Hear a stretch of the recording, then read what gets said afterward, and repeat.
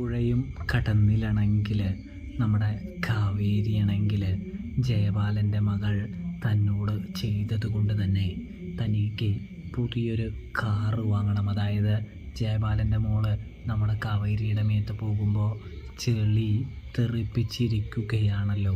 അതുകൊണ്ട് തന്നെ ചെളി തെറിപ്പിക്കാനായിട്ട് അവളെ ചെളി തെറിപ്പിക്കാനായിട്ട് എനിക്കൊരു കാറ് വേണമെന്ന് നമ്മുടെ കാവേരി വീട്ടിൽ അവതരിപ്പിക്കുന്നൊരു കാഴ്ച കാണാനായിട്ട് സാധിക്കുന്നുണ്ട് പ്രേക്ഷകരെ, പ്രിയ കൂട്ടുകാരെ.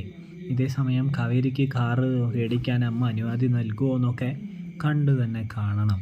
ഇതിനിടയിലാണെങ്കിൽ നമ്മുടെ യമുനയെ കാണാനായിട്ട് നിവിൻ വരികയാണ്.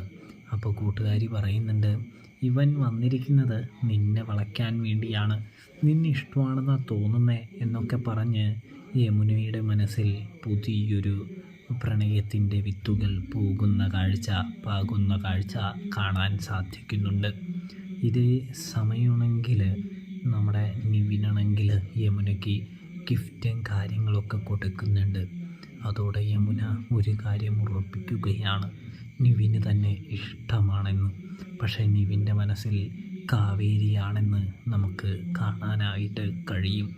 ഇവിടെ നമ്മുടെ നിവിനെ മനസ്സിൽ കൊണ്ട് നടക്കാനായിട്ട് യമുന തുടങ്ങുന്നതും കാണാം. അപ്പോൾ റിവ്യൂ ഇഷ്ടപ്പെട്ടാൽ ചാനൽ മറക്കാതെ സബ്സ്ക്രൈബ് ചെയ്യണേ.